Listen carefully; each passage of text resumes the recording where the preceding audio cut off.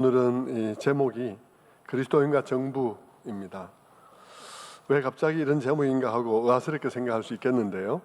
물론 정치의 계절이 다가오고 있기도 하고, 그거보다도 제가 어떤 모임에서 강의를 부탁을 받았는데 그 중에 아주 작은 일부를 이 계절에 한번 나누었으면 좋겠다는 생각이 들어서 나누려고 합니다. 이 강의 요청은 제가 이 부분에 대해서 강의할 만한 사람이 못 되는데, 2년 전에 쓴 책 정치 공간의 그리스도인으로 서기라는 책 때문에 강의 요청을 받은 것 같습니다.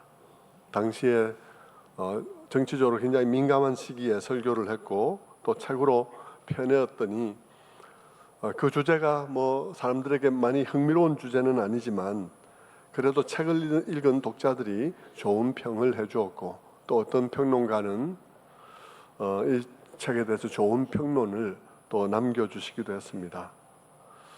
이 도서는 그동안 읽었던 기독교와 관련된 정치 도서보다는 조금은 더 신앙생활의 면면을 파고들었다는 평가를 할 수 있는 도서다. 그러면서 자신이 한국에 나와 있는 기독교와 정치에 관한 책들을 거의 다 읽었나 싶은데, 그런데 이 도서를 추천한다, 이렇게 이제 좋은 평가를 해주고, 또 독자들이 많은 독자는 아니지만 또 별도 5개 주는 사람도 있고, 또 이렇게 어떤 선교사들은 또 연락을 주셔서 이 책으로 나눔을 했다는 얘기도 들리고, 이래저래 조금 반향이 있었던 것 같습니다. 그러다 보니까 이제 강의 부탁을 받았는데, 저는 책도 간신히 썼는데 강의를 해달라 그러니까 제가 너무 부담이 돼서 사양을 하고 했는데, 계속 부탁을 하니까 제 마음에 이런 생각이 들었습니다. 그래, 하는데 요것만 나눠도 괜찮겠다는 생각이 들어서, 첫째는 그 설교를 하기 전에 제가 가졌던 그 고민들, 어떤 점들에 대해서 고민하고 어떤 포인트를 내가 먼저 생각해 보아야 하는지, 설교를 행하기 전에 그 고민들을 제가 선교사님들이나 또 목회자와 함께 나누면 좋겠다 생각을 했고, 그 다음에는 그 고민을 어떻게 펼쳐냈는가 하는 책의 내용을 가지고 이렇게 펼쳐냈다 하는 얘기를 나누면 되겠다 싶어서 그냥 그렇게 수락을 했는데, 하고 나니까 마음의 부담이 너무 커서 참 현재 공고한 상태에 있습니다. 매우 힘들어서요. 예. 오늘 우리의 본문은 로마서 13장 1절인데요. 13장 1절과 2절인데 우리 한번 읽어보면 이렇습니다. 각 사람은 위에 있는 권세들에게 복종하라. 권세는 하나님으로부터 나지 않음이 없나니 모든 권세는 다 하나님께서 정하신 바라. 그러므로 권세를 거스르는 자는 하나님의 명을 거스름이니 거스르는 자들은 심판을 자취하리라. 자, 이렇게 바울이 말했는데 바울의 상황은 참 복잡한 상황이었던 것 같습니다. 왜냐하면 그 당시에 그들은 로마의 치하에 있었거든요. 그래서 권세자들이라 그러면 로마 당국자들일 가능성이 굉장히 높은 그런 상황 속에서 바울이 이 글을 쓰고 있다는 것입니다. 그러니까 말하기 굉장히 어려운 말을 바울이 하고 있는 거예요. 당시에 사도 바울의 주변에는 많은 다른 생각들을 가진 사람들이 있을 것입니다. 어떤 사람들은 이렇게 말하겠죠. 우리는 천국 시민이야. 우리의 시민권은 하늘에 있어. 그러니까 땅의 권세들에게 우리가 복종할 필요가 없는 거야. 이렇게 말하는 사람도 있을 것이고요. 또 어떤 사람들은 교회는 신앙에 관한 얘기를 하는 것 아니야. 그리고 국가는 우리의 삶에 관한 것을 다루는 기관이고, 그러니까 신앙의 문제는 교회 얘기를 듣지만 또 삶의 문제는 정부의 지침을 따라야 하는 것 아니겠어? 이렇게 말하는 사람도 있으리라 생각합니다. 이런 가운데 사도 바울은 어떻게 우리가 생각해야 될지를 가르치고자 하는 것입니다. 자, 그렇다면 여러분, 오늘 우리는 이 일에 대해서 어떻게 생각해야 할까요? 오늘 말씀은 우리들에게 어떻게 이해되어야 하는 것일까 하는 것입니다. 한때 이 말씀, 위에 있는 권세들에게 순종하라 하는 이 말씀은 박정희 정권 말기인 유신 시절에 교회들에 의해서 그리스도인들은 정부에 무조건 협력하고 무조건 복종해야 한다는 가르침의 근거가 되기도 했습니다. 성경은 신자가 정부 권력에 순응해야 하기를 요구하고 있다고 가르친 것이죠. 국가의 권력은 하나님이 세운 것이다. 무조건 복종해야 된다. 이렇게 그 당시는 가르쳤던 것 같아요. 민주화운동이 한창이던 시절, 그 당시 이 말씀을 가지고 교회가 그렇게 가르치니까 수많은 청년들은 교회를 떠났습니다. 아니, 뭐 정부가 하는 일이 많은 일들이 있겠지만 어떤 특정 부분에 있어서는 잘못된 방향으로 갈 수도 있는데, 그런데도 그리스도인들은 정부에 무조건 복종해야 한다니 이게 말이 되나? 저도 그 당시에 대학생이었기 때문에 저희 아버님에게 이 문제에 대해서 물어보았는데, 역시 아버님의 대답도 이 로마서 13장 1절에 있는 말씀처럼 이런 말씀이어서 저는 엄청나게 참 마음으로 실망하고 분노했던 그런 기억이 납니다. 당시 교회는 성경은 모든 신자에게 정부 권력에게 협력하라고 가르친다고 그렇게 협조하라고 가르친다고 교회는 그렇게 믿고 있었던 것이죠. 그런데 이제 문제는 최근에 와서 교회의 모습이 바뀌었다는 것입니다. 그때 그랬던 교회인데 이번에는 교회가 광장에 나온 거예요. 그래서 정부에 대해서 반대하고 정치적인 집회와 발언을 엄청나게 쏟아내었습니다. 누군가 거리에 있는 목사님들에게 물었다고 그럽니다. 왜 그때는 침묵하고 지금은 소리를 내는 것입니까? 라고 물었더니 돌아온 대답이 성경 말씀으로 대답이 돌아온 것이 아니라 상황이 바뀌었다는 말로 대답이 돌아왔다는 것이죠. 저는 지금 여러분들에게 누구에게는 반대하더니 누구에게는 잠잠하냐, 누구에게는 잠잠하더니 누구에게는 소리를 내냐, 이 말을 하고 있는 게 아닙니다. 그런 각도에서 말씀을 듣지 마시고 왜 그때는 그렇게 가르치더니 왜 지금은 달라졌냐 하는 것이죠. 말씀이 안 바뀌었는데 그때는 그렇고 지금은 이런 이유가 뭔지에 대해서 아무 설명을 하지 않은 채 상황이 바뀌었다고 말하는 것이 말이 되는 것인가 하는 것입니다. 이것은 그리스도인의 처신의 일관성에 관한 문제요, 교회의 가르침의 일관성에 관한 문제인 것입니다. 말씀은 그대로인데 상황이 바뀌어서 그렇다는 그런 말을 하면, 성경 말씀은 그대로 있지만 상황이 바뀌어서 그때 가르친 그 말씀대로 지금은 행동할 수 없다는 말이 되는데, 그렇다면 애초 말씀이 중요하지 않았던 것이죠. 애초 말씀이 중요하지 않았는데 그 당시는 말씀으로 가르치는 게 유리하니까 말씀을 가르쳤고 지금은 말씀을 말하는 게 불리하니까 말씀을 말 안 한다. 그리고 상황이 바뀌었으니까 그렇게 한다. 이렇게 얘기를 하는 것이 되는데, 그러면 교회가 너무 혼란스럽다는 것입니다. 그리스도인은 그렇게 살아가는 사람들이 아니라는 것이죠. 만약 그렇게 그때는 말씀이 유리하니까 우리가 말씀을 얘기를 했지만 지금은 말씀은 그대로 그걸 가지고 하면 안 되니까 우리는 그냥 상황에 따라서 한다, 이렇게 말할 것 같으면 처음부터 말씀하지 않았어야 되는 것이죠. 처음부터 말씀이란 말을 안 해야 되는 거예요. 여러분, 제가 책을 쓰며 그렇게 고민하며 책을 쓴 이유도 그것입니다. 성경적 원리가 중요하고 어느 때나 그 원리를 따라서 살아갈 원리가 중요한데 그때 나의 유불리를 따라서 처신하고 말하고 할 일이 아니라는 것이죠.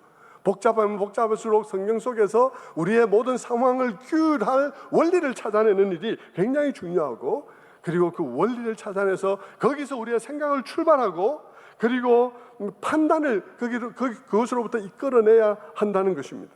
우리의 싸움은 내 진영의 이해관계나 내 개인적 이해관계나 내 진영의 생각을 둘러싼 감정 싸움을 싸우는 싸움이 아니고, 우리의 싸움은 말씀의 원리를 발견하고 그 원리에서 출발해서 거기서 생각하고 거기서 판단하고 그것을 끝까지 붙잡는 싸움이 우리가 싸워야 될 싸움인 것입니다.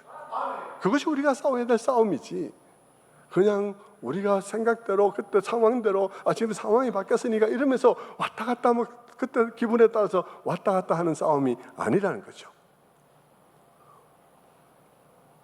그것을 위해서 현 상황과 관련된 성경적 원리를 발견하고 싶었던 것이 그 당시의 생각인 거예요. 왜냐하면 그 원리를 하지 않으면 우리는 항상 필요를 따라 왔다 갔다 할 수밖에 없고, 그것은 정말 기준이 없는 일이 될 것이기 때문인 것입니다. 물론 여러분, 우리가 때때로 원리를 발견한다 해도 때때로 그 원리대로 살아가지 않을 때들이 있을 것입니다. 우리의 연약함 때문에.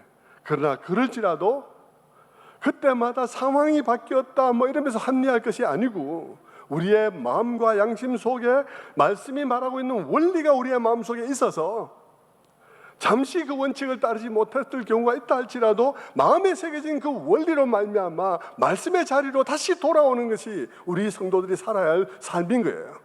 그것이 우리가 살아가야 될 동료의 삶이지, 우리의 마음의 원리 자체가 없어서, 그때 우리의 마음의 원리 자체가 없어요. 아무것도 없어. 그래서 그냥 지금은 이러니까 이런 얘기, 지금 상황이 바뀌니까 저런 얘기, 이렇게 하는 것은 그리스도의 삶이 아니라는 것입니다. 그렇지 않고 아예 말씀의 원리를 몰라서 막 마음속에 자기 합리화를 막 그때그때 해가는 그런 방식이면 안 되고요. 그런 방식이 되면 한때는 말씀으로 얘기했다가 다른 한편으로 말씀을 다 묻어버리고 상황으로 필요를 따라 얘기를 하고, 이렇게 되면 정말 왔다 갔다 하는 그런 우리의 신앙생활이 될 수밖에 없는 것이죠. 그리스도인은 그렇게 살면 안 되는 것입니다. 언제나 말씀의 원리를 발견하려 해야 되고 그 말씀의 원리를 따라 살려고 해야 됩니다. 그렇게 따르지 못하는 경우가 있다 할지라도 내 마음속에 그 원리가 살아있어야 되는 것이고, 그래야 우리가 그 말씀으로 돌아올 수 있는 것입니다. 그러기 위해서 우리는 말씀 속에서 불변하는 원리를 발견해야 하는 것입니다. 그것이 제가 책을 쓸 때 굉장히 고심했던 부분들인 것이죠.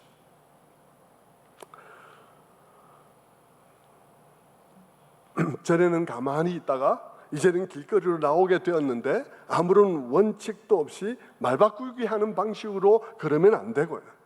그럴 때에도 깊이 생각을 하면서 길거리에 나올 수도 있고 안 나올 수도 있는데, 성경적인 설명이 우리에게 뒷받침돼야 한다는 것입니다. 왜 안 나오는지, 왜 나오는지에 대해서 성경적인 뒷받침이 있어야 한다는 것이에요.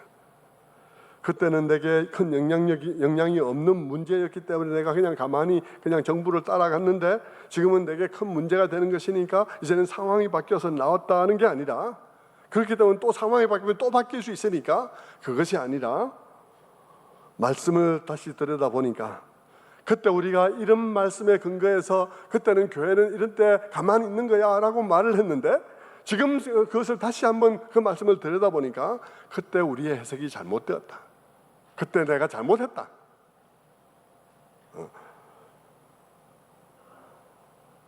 그러면서 성경 말씀은 이런 뜻이야, 이 말씀은 이런 뜻이어서 우리들에게 정부가 이런 때는 우리가 정부를 지지하고, 그리고 정부가 이렇게 할 때는 우리가 당연히 반대 의견을 낼 수 있는 거야, 성경은 이렇게 말하고 있어 라고 성경적인 근거와 원리를 찾아야 하는 것입니다. 그리고는 우리가 거기에 대해서, 과거에 대해서 미안하다고 얘기를 해야 되는 거죠. 그때 우리는 성경을 잘못 해석하고 있었다라고 말을 해야 하는 것이죠. 지금 우리가 지금 이렇게 나선 것은 상황이 바뀌어서 내게 불리해졌기 때문에 나선 것이 아니라, 성경을 깨닫고 보니까 성경에 정부에 협력하라는 말씀도 있지만 그것은 이런 한계가 지어져 있고 이 한계를 넘어갈 때 우리가 나설 수 있는 것이다, 성경은 이렇게 말하고 있는 것이다 라고 성경적인 근거를 우리가 계속 발견하기 위해서 노력해야 되는 거예요. 그래야 우리가 막 제멋대로 하는 그런 삶을 살지 않는 것이죠.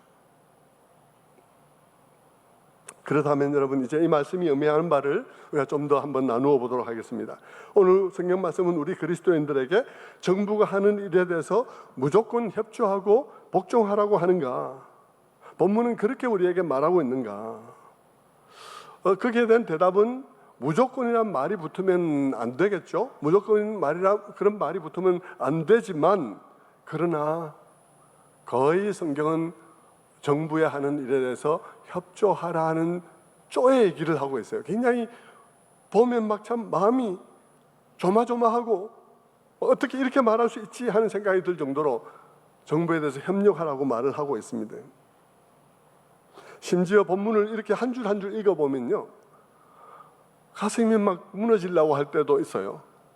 아니 어떻게 이렇게 말을 할 수 있을까? 한번 한 줄 한 줄씩 읽어볼까요? 13장 1절부터 한 줄씩 한번 자막이 띄어지는 것을 한번 읽어보겠습니다. 자, 첫 번째 줄, 각 사람은 위에 있는 권세들에게 복종해라. 각 사람은 위에 있는 권세들에게 복종해라.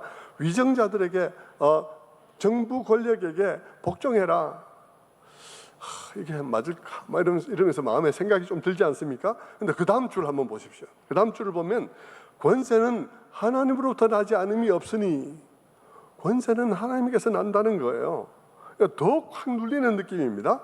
그 다음 줄을 보겠습니다. 그 다음 줄을 보면 모든 권세는 다 하나님께서 정하신 바라. 더욱더 눌리죠. 그 다음 2절을 봅니다. 모든 권세는 다 그러므로 권세를 거스르는 자는 하나님의 명을 거스르는 거다. 그리고 그 다음 줄을 보면 거스르는 자들은 심판을 자취하리라. 와, 이 말씀을 한 줄 한 줄 읽고 나면요, 누가 정부에 대해서 무슨 말을 한단 말이냐 한 생각이 들지 않습니까?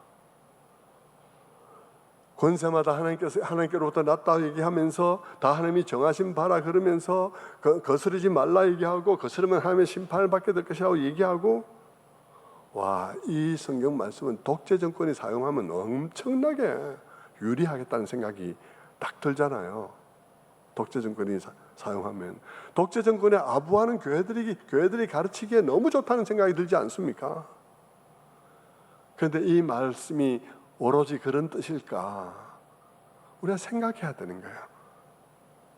말씀을 가지고, 말씀 속에 있으니까 생각해야 되는 거예요.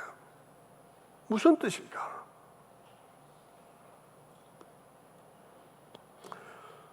왕들이나 정권들은 하나님이 세웠기 때문에 아무도 손 못 대고 무슨 일을 하든지 간에 시민들은 복종해야 된다는 뜻일까? 당연히 무슨 일을 하더라도는 말이 아닐 것 같은데 성경 속에서 답을 찾아봐야 되는 것이죠. 하지만 먼저 다른 얘기를 하기 전에 먼저 말씀을 드리면, 이 말씀은 우리가 생각한 것보다 훨씬 더 정부의 존재의 의미를 인정해 주고 있어요. 일반적인 의미에 있어서는 복종하라고 얘기를 하고 있습니다. 그렇게 말하고 있는 이유는 복종해라고 말하고 있어요. 내가 지지하지 않던 사람이 통치자가 되어도 마찬가지입니다. 혹 우리가 잘못된 정책에 대해서 반대할 수 있고 정책을 바꾸도록 압력을 행사할 수도 있지만, 단지 진정의 논리에 입각해서 무조건 반대하는 일은 안 하도록 되어 있는 것이죠. 내가 반대하는 사람이라고 해서 또 내가 지지하지 않는 정책을 한다 그래서 그 정부 자체를 거부할 수는 없는 것이라는 것입니다. 하나님께서 그렇게 얘기를 하고 있는 거죠. 성경이 그렇게 말하는 이유는, 국가나 정부는 기본적으로 다스리는 지역 내에서 질서를 잡고 있는, 질서를 세우는 기관이고, 정부 이외에 그것을 대체할 만한 다른 것이 존재하지 않기 때문이에요. 이 세상에 정부 외에, 정부만큼 세상의 질서를 잡아줄 수 있는 기관이 세상에 존재하지 않기 때문이라는 것입니다. 우선 그 이유 때문에 복종하라고 얘기를 하는 것입니다.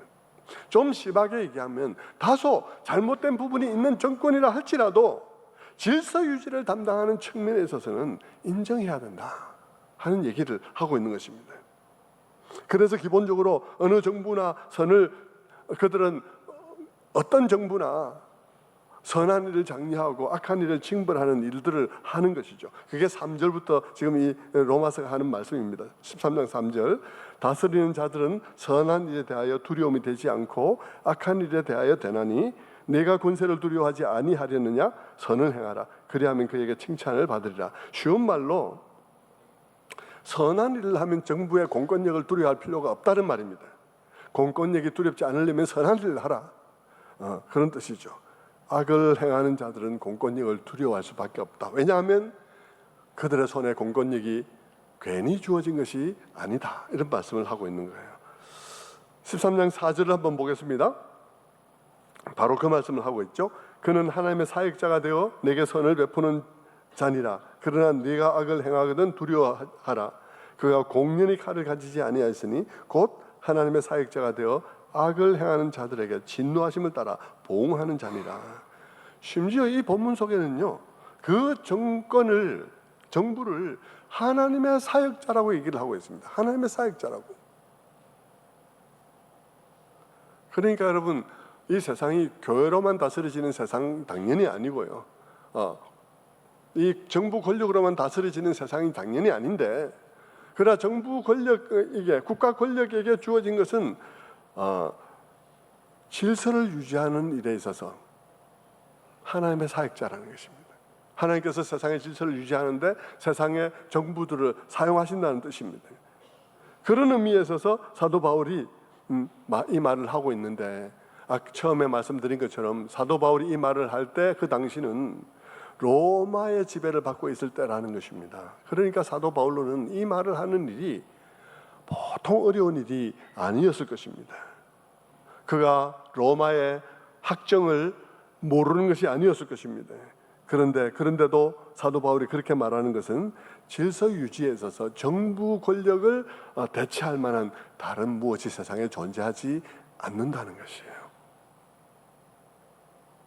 그래서 다소간의 문제가 정권마다 있고 정부마다 있지만 그것 때문에 무한 반대를 해서 무정부 상태에 빠뜨리면 안 된다는 것입니다. 왜냐하면 무정부 상태의 비극은 독재 정권의 비극에 비할 바가 없이 너무 비참하기 때문인 것이죠. 오늘날로 말하자면 소말리아와 같은 그런 상황들 한번 생각해 보십시오.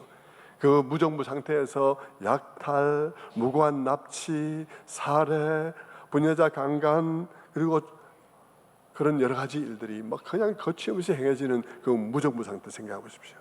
무정부 상태가 돼서 난민들이 발생하면 그 난민들은 땅을 떠돌면서 어느 한 군데 신분 보장되는 곳이 없이 그냥 짐승보다도 못한 삶 살지 않습니까?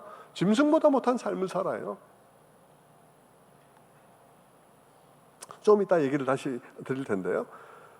그런 점에서 여러분, 어떤 면에서 사도 바울이 이 질서를 유지하는 정부의 기능에 대해서 우리가 존중해야 된다라고 말하고 있는 건데, 사도 바울이 1세기 때 복음 전도를 할 때도 그렇습니다. 만약 로마가 그런 질서를 유지하고 그런 질서를 그 당시의 수준에서 그래도 로마만큼 질서를 유지하고 있었기 때문에 복음 전도가 가능했어요. 그렇지 않으면 사도 바울은 어느 구석에서 죽었을지 모르는 상황 아니겠습니까? 만약 사도 바울 시대에 로마의 법질서와 체계가 없었다면 사도 바울은 그 어디서도 그 신분을 보장받을 수 없었을 것입니다. 그런 점에서 사도 바울은 성경은 국가 권력을 하나님의 사역자다, 질서를 유지하는 데 있어서 이 정부 권력보다도 국가 권력보다도 더 그것을 대체할 수 있는 어떤 것도 존재하지 않는다는 것에 대해서 인정하고 있는 거예요. 그런 의미에서 지금 이 얘기를 하고 있는 것이죠. 그렇지만 여러분, 이제 다시 두 번째 우리가 생각을 하면서 로마서의 이 말이 그리스도인은 정부가 무슨 일을 하든지 간에 무조건 순종해야 된다는 말인가 하고 또 우리가 다시 질문을 해봐야 되는 것이죠. 그 대답은 절대 그럴 수 없는 것이죠. 정부가 질서를 유지하려는 노력을 하는 것은 인정하지만, 그러나 때때로 정부의 정책은 말도 안 되는 정책을 할 수도 있고요, 부패할 수도 있고 타락할 수도 있고, 그래서 나라가 국가 권력이 잘못되면 그 비극이 무정부 상태 못지않은 결과를 가져오는 경우들을 우리는 왕왕 볼 수 있기 때문입니다. 예를 들면 북한 같은 경우죠. 북한 같은 경우에 얼마나 비극적입니까? 얼마나 많은 사람들이 북한을 떠나서 중국을 떠돌고 지금도 떠돌고 있고, 지금도 얼마나 많은 사람들이 중국에서 부녀자들이 원치 않는 임신을 해서 아이를 거기서 출산하고, 그러면서도 목소리 하나는 내지 못하고, 그래서 탈북자들의 얘기를 들어보면 중국에서 그들은 짐승보다도 못했다고. 짐승들은 그냥 먹고 그냥 짖기도 하고 쫓아다니기도 하는데, 자기들은 먹기만 하고 자기들의 이름을 말할 수도 없고 자기들의 실상을 말할 수도 없고 어떤 소리도 낼 수 없는 상황 속에 자기들은 있었다고. 자기들은 짐승보다도 못한 존재였다고 그렇게 말하지 않습니까? 그게 왜 그래 됐습니까? 부패한 정부 때문에 생긴 문제인 것이죠. 고난의 행군 시절에 수백만의 국민들이 굶어 죽고 다른 나라로 떠돌고 중국에서 짐승보다 못한 그런 삶을 살아가고 200~300만 명의 사람들이 죽어가고 있는 그때에 북한 정부 당국자들은 엄청난 돈을 들여서 세계 어디서도 보기 어려운 금수산 태양 궁전을 짓고 있었습니다. 그 시기에 지었거든요. 그러니까 말도 안 되는 정부들이 있을 수 있는 거예요. 멕시코 같은 상황을 한번 보십시오. 멕시코에는요, 세계에서 가장 살인율이 높은 10대 도시 가운데 7개 도시가 멕시코에 있습니다. 예? 세계에서 가장 살인율이 높은 도시 7개가 멕시코에 있어요. 그 중에 가장 살인율이 높은 도시는 콜리마라는 도시인데, 그 나라에서 10만 명당 한 해 동안 살해당하는 사람들의 숫자가 우리나라의 300배입니다. 300배.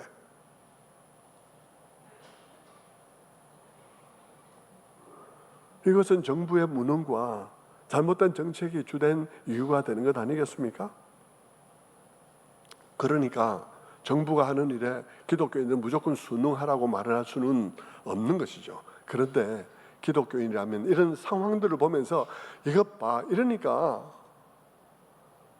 우리가 순응할 수만은 없는 것 아니냐, 이렇게만 말하지 말고 기독교인들이라면 성경으로 들어와서 성경이 이 부분에 대해서 어떻게 말하고 있는지, 어떻게 백업을 하고 있는지, 아니면 그것에 대해서 반대하고 있는지를 확인해 봐야 한다는 것이죠. 성경이 말하는 원리는 뭔가를 생각하고 성경의 원리를 내 마음속에 담아야 한다는 것입니다. 자, 그러면 오늘 본문 속에 그런 말, 그것에 대한 힌트가 있을까요? 오늘 본문은 우리에게 이렇게 말합니다. 모든 권세는 하나님에게서 난다라고 말하고 있습니다. 국가 권력은 하나님께서 질서를 유지를 위해서 필요해서 세운 것이죠. 하나님께서 나라의 경계를 정하고 민족의 경계를 정하고는 거기다 국가 권력을 세워주신 건데, 부분 질서를 다 잡아야 되니까 세운 것이지만 그 기원은 하나님에게 있다라고 말하는 거예요.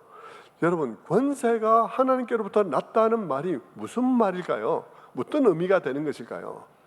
많은 사람들은, 타락한 사람들은 이 말들을 어떻게 이용하냐 그러면, 권세가 하나님께로부터 났다 그러면 왕권 신수설, 왕권이 하나님이 직접 준 거다 이러면서 왕권에 대해서 아무도 도전하지 못하고 아무도 거기에 대해서 거부하지 못하게 하는 일에 신이 그것을 주었다는 말을 사용합니다.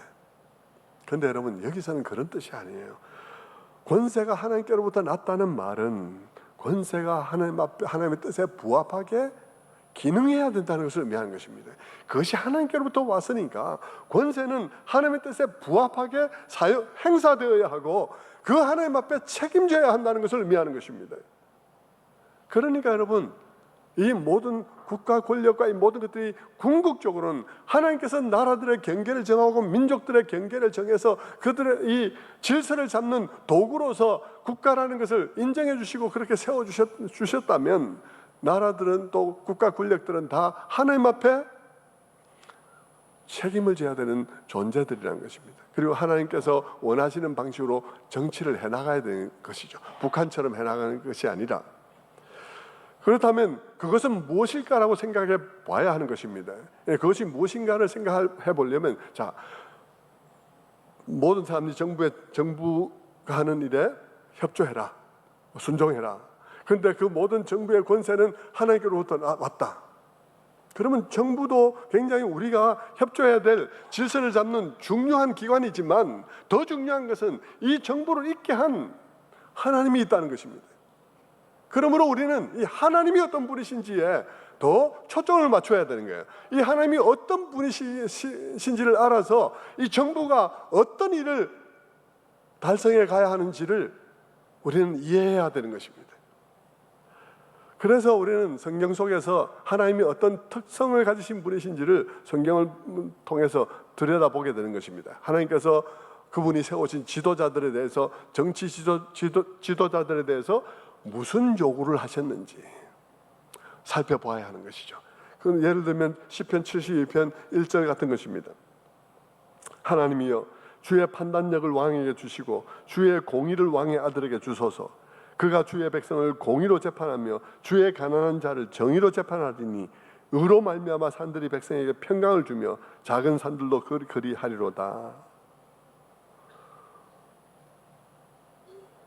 정치를 하되 공의롭게 하고, 그리고 가난한 자들을 따뜻한 마음으로 재판을 하고, 그로 말미암아 그 땅에 평화가 있게 하는 것, 그것이 정치인들이 해야 할 일이다라고 하나님께서 예를 들면 여기에 이렇게 말하고 있는 거예요. 이런 말씀은 너무너무 많습니다. 그러니까 정부를 있게 하신 하나님이 그 정부를 통해서 원하시는 것은 뭐냐 그러면, 첫 번째는 사회 질서를 유지하는 것이고, 그 질서 유지를 통해서 그 사회 속에 평화를 오게 하는 것입니다. 평온한 환경이 되게 하는 것입니다. 두 번째로는 권성징악, 선을 포상하고 악을 벌함으로써 사회 속에서 선을 증진하고 악을 도말하는 일들을 권력이 해야 하는 것이죠. 세 번째로는 오늘 방금 읽었던 말씀처럼 공평과 정의로 그 땅을 세우는 일을 정치가 해야 되는 것이죠. 그런데 국가 권력이 항상 이런 일들을 하나님의 뜻에 합당하게 하는 것은 아닌 것입니다. 그럴 때가 있는 거죠. 하나님이 세웠지만 그럴 수 있는 거예요. 그것은 마치 교회 내 항존직과 똑같은 거예요. 교회 내 항존직, 목사, 장로, 안수입사 이런 직분들을 항존직이라 그러는데, 이거는 죽을 때까지 뭐 목사 한 번 목사하면 목사다, 장로면 죽을 때까지 장로다, 이거 아닙니다. 항존직이라는 것은 그 사람이 죽을 때까지 그렇게 평생 하는 거다 이런 뜻이 아니고요. 항존직은 교회 속에 그 직분이 항상 있는 직분이라는 것입니다. 교회가 교회 기능을 제대로 하려면 목사가 가르치는 자가 있어야 되고요, 함께 다스리는 자들이 있어야 되고요, 그리고 함께 주님의 손이 되어서 섬겨주는 사람들이 있어야 된다는 것입니다. 그래서 이 직분들을 항존직, 교회 속에 항상 있는 직분이라는 거예요. 사람은 늘 그렇다는 말 아닙니다. 사람은 하다가 치리 받아서 그만두기도 하고요, 개인이 사표 쓰고 그만두기도 합니다. 사람이 한번 그거면 영원히 그렇다 이런 말 아니고요. 그건 사람들이 만들어낸 말이고 성경적으로는 그렇습니다. 그런데 그 항존직 하나님께서 세우셨기 때문에 그 항존직이 되는 사람, 목사와 장로와 집사 되는 사람들은 하나님이 세우셨다고 우리가 얘기를 합니다. 안수를 하면서 세웁니다. 그런데 하나님이 세우셨다 그래도 하나님의 뜻대로 살아가느냐, 그 직분의 모든 그 역할들을 하나님의 뜻에 합당하게 하느냐, 아니라는 거죠. 어떤 사람들은 그 정반대로 하는 경우도 많아요. 직분을 취할 때만 그렇게 취하고요, 그 이유는 그건 정반대로 앞다르고 뒤다르게 사는 사람 너무너무 많습니다.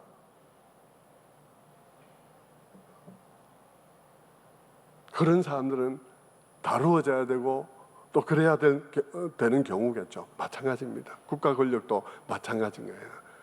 국가 권력도 국가를 하나님께서 또 국가 권력도 질서를 잡기 위해서 그것을 대체할 만한 다른 어떤 기관도 세상에 존재하지 않으니까 국가 권력을 하나님께서 세우신 것이지만, 그러나 그 국가 권력이 항상 하나님의 뜻에 합당하게 처신하는 것은 아니라는 거예요. 그럴 때 어떻게 하냐는 것입니다. 국가 권력이 부패하고 타락하고 그래서 오히려 악을 생산하고 오히려 자기들의 악을 합법화하는 법을 만들어서 아주 내놓고 불의한 일을 합법적으로 해가는 그런 일을 해간다면 어떻게 할 거냐는 것입니다. 그것까지 순종해야 된다는 뜻은 아니라는 거죠. 왜냐하면 권력은 하나님께로 왔기 때문에 그들은 하나님의 뜻에 합당하게 권세를 행사해야 되고, 하나님의 뜻에 부당한 명령을 내리거나 그렇게 하면 우리는 그것을 거부하는 거예요. 우리는 권력도 중요하지만 그 위에 권력을 주신 분을 우리는 알고 있기 때문인 거예요. 그래서 이 말씀 속에, 말씀은 과거에는 이 말씀이 제가 청년 때는 국가 앞에서, 국가 하는 일 앞에 기독교는 무조건 협조해야 된다 이런 말씀이었는데, 그렇게 가르쳤는데 가만히 그 말씀을 들여다보고 앞뒤를 살펴보면 그 말씀이 그런 말씀이 될 수 없다는 사실을 우리가 알 수 있다는 것이죠. 이 설교를 통해서 제가 말씀드리는 것은 무엇이든지 힘들더라도 말씀 속에서 근거를 찾으려고 해야 한다는 것입니다. 그렇지 않으면 늘 기분대로 왔다 갔다 하게 되는 것이고, 거기에는 어떤 정당성도 없을 때들이 생기기 마련이라는 것입니다. 자, 이렇게 국가가 악을 행하는데 많은 국가들은, 국가 권력들은요, 입법을 통해서 악을 행하는 경우들이 굉장히 많아요. 왜냐하면 나중에 책임져야 될 일이 생길 때 법에 따라서 하면 책임을 안 져도 되니까. 그러니까 입법을 통해서 악을 만들어내는 경우들이 굉장히 많이 있을 수 있는 것입니다. 그러므로 여러분, 기독교인들이 이 정부 부분, 국가 권력 부분에 있어서 기독교인들이 해야 될, 가장 신경 써야 할 부분은 법을 만드는 일을, 감시하는 일을 해야 하는 것입니다. 법이 의로우면 통치도 의롭게 될 가능성이 높고요, 법 자체가 불의하면 악한 일도 합법적으로 할 가능성이 훨씬 높은 것이죠. 그리고 악한 것들이 합법화되면 죄의식도 떨어지는 것입니다. 동성애 합법화하는 법안이 만들어지면 동성애에 대한 죄의식이 사라지게 될 것입니다. 옅어지게 되겠죠. 노예 제도를 합법화하는 법을 만들면 사람을 노예로 부리는 일에 대한 죄책감들이 옅어지게 될 것입니다. 그러니까 여러분, 이 입법의 과정들과 입법하는 사람들을 선출하는 일을 굉장히 주의해야 하는 것이에요. 성경도 이 부분에 대해서 강하게 질책을 하는데 이런 말씀이 있어요. 여러분, 이사야서 10장 1절에 보면, 1절과 2절 보면 이런 말씀이 있습니다. 저도 이제 이 말씀은 이런 각도에서 처음 보는데, 이사야서 10장 1절에 보면, 한번 불의한 법령을 만들며 불의한 말을 기록하며 가난한 자를 불공평하게 판결하여 가난한 내 백성의 권리를 박탈하며 과부에게 토색하고 고아의 것을 약탈하는 자는 화 있을진저. 이게 한 사람인데요, 이렇게 하고 이렇게 하고 이렇게 하고 이렇게 하는 사람은 화 있을진저, 한 사람에 대해서 얘기를 하고 있는데, 이 사람이 저지르는 악이 서서히 진전을 하고 있다는 것입니다. 처음에 뭘 하냐 하면, 첫 번째가 1절입니다. 불의한 법령을 만들며 불의한 말을 기록하며. 불의한 법령을 만드는 거예요. 입법이에요. 입법을 하고 나면 그 다음에 어떤 일이 생기냐면, 2절에 가난한 자를 불공평하게 판결하며. 입법이 바뀌면, 법이 바뀌면 판결이 바뀝니다. 전에는 그 불법이었던 것이 이제는 합법이에요. 법이 바뀌면 판결이 바뀝니다. 판결이 바뀌면 가난한 내 백성의 권리가 박탈당하게 된다는 것이죠. 권리 박탈이 일어나요. 그리고는 어떤 일이 벌어집니까? 그 다음부터는 과부에게 토색하고 고아의 것을 약탈하는, 마음 놓고 약탈하는 일이 일어나게 된다는 것입니다. 그러니까 이 본문의 말씀에서도 입법이 굉장히 중요하다, 입법이 출발이다라고 말하고 있는 거예요. 여러분, 히틀러가 유대인들을 학살할 때도요, 히틀러가 법 없이 한 게 아닙니다. 히틀러도 다 법을 만들어서 했거든요. 유대인은 군대에 못 가도록 입대 금지법을 만들고요, 혈통을, 독일 중심의 그런 나라를 만들고 순결 보호법이란 법을 만들었어요. 혈통에 관한 법을 만들었어요. 그리고 유대인들에게 투표권을 제한하기 위해서 시민권법, 제국 시민권법이라는 시민권법을 만들어서 투표권을 박탈했습니다. 그리고 유대인들에게 직업 선택을 할 수 없도록 취업 제한법을 만들었습니다. 다 법을 만들었어요. 다 법을 만들어서 유대인을 박해하고 죽이고 했다고요. 나중에 이 모든 전쟁이 끝나고 난 다음에 그 사람들을 찾아서 범죄한 자들을 색출해서 법정에 세웠는데요, 다 법대로 했기 때문에 처벌을 할 수가 없었어요. 다 법대로 해서 처벌을 할 수 없었어요. 그래서 그들을 처벌하기를 법에 없는 제목을 만들어서 그냥 처벌을 했어요. 인류에 대한 범죄다. 인류에 대한 범죄는 법에 있든지 없든지 죄다. 이것이죠. 인류에 대한 범죄다. 이렇게 해서 그들을 처단했다고요. 여러분, 법이 이러함으로 그리스도인들이 가장 관심을 가져야 할 부분은 입법 활동을 감시하는 것입니다. 그 입법 활동에 대한 관심을 가지는 가장 중요한 것이 뭐겠습니까?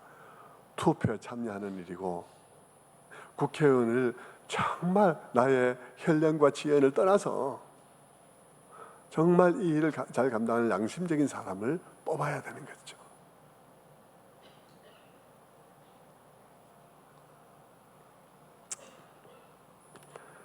그것이 우리 그리스도인이 해야 할 일인 거예요.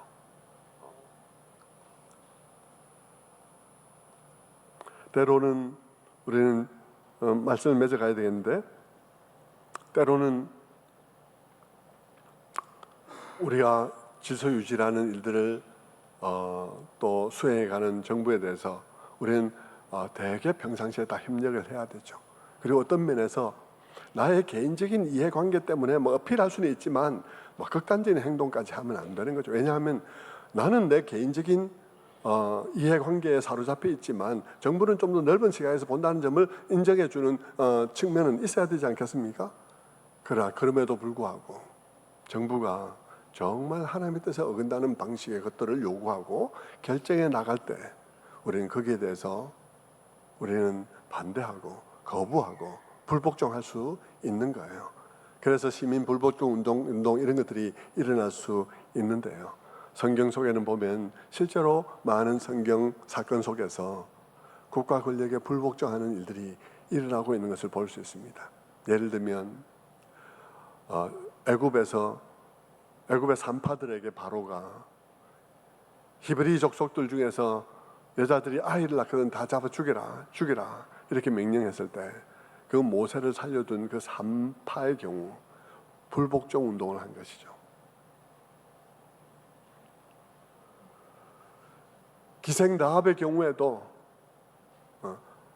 그냥 그 국가만 생각하면 이 정탐꾼을 내어줘야 되는 것이지만 더 높은 하나님을 생각하면서 그는 그 정탐꾼을 숨겨줬습니다. 다니엘의 세 친구 그 느부갓네살 왕이 만든 그 신상에 절하지 아니했어요. 그는 그것을 거부했습니다. 불복종한 것이죠. 베드로에게도 위대 당국자들이 말했습니다. 다시는 예수의 이름으로 절하지 마라. 베드로는 거기에 대해서 말했습니다. 내가 하나님 앞에서 너희들의 말을 듣는 것과 하나님 말씀을 듣는 것 둘 중에 어느 것이 맞는지 너희가 생각해봐라. 그래서 그는 거부했죠. 하나님의 명령, 하나님이 우리에게 요구하는 것에 대해서 그것에 어긋나는 것들이 우리에게 요구될 때 우리는 불복종 운동도 할 수 있는 거예요. 다만 불복종 운동을 하는 데는 여러 전제 조건이 달려 있고 여러 또 우리가 생각해야 될 일들이 있는데 이 시간에 생각할 수 있는 일은 못 되는 것 같습니다. 어쨌든 말씀을 맺으면 오늘 이 말씀 많이 오해된 말씀이에요. 로마서 13장 1절 2절의 말씀은 많이 오해되었고 그래서 이 오해로 말미암아 많은 사람들이 교회를 등지게 했던 그런 사건이 얽혀있는 그런 말씀이죠. 오늘 우리가 이 말씀을 잘 이해하면서 이 말씀은 그런 뜻이구나. 하나님께서 질서 유지를 위한 책임을 정부에게 맡겨두었고 그것을 위해서 세상에 정부, 국가 권력들이 존재하고 있구나. 적어도 그 부분에 대해서 우리가 인정하고 또 그 땅을 평화롭게 만들고 하는 이 모든 일들을 기능들을 우리가 인정하면서 그러나 그럼에도 불구하고 때때로 하나님이 그들에게 맡기신 것을 넘어서고 하나님께서 그들에게 맡기고 기대하시는 것과는 반대되는 방향으로 갈 때 교회는 무조건 복종해야 되는 것이 아니라 또한 반대의 기치를 들고 의견을 표할 수 있다는 사실에 대해서 우리가 마음에 기억해야 할 것입니다. 뭐 이렇게 간단하게 말할 일은 아닌데 훨씬 더 복잡하게 논의돼야 될 많은 부분이 있지만 우리가 다 그냥 이해할 수 있는 만큼의 선에서 이렇게 살펴보았습니다. 우리의 마음에 잘 기억하시고 또 정치의 계절이 온다 하더라도 여러분이 잘 마음에 새겨서 기도하시면서 내 마음의 생각들을 다 내려놓고 또 정말 이 나라를 위해서 귀하게 입법 활동을 해줄 사람들을 뽑아가는 그런 여러분 되시기를 주님의 이름으로 축원합니다. 네.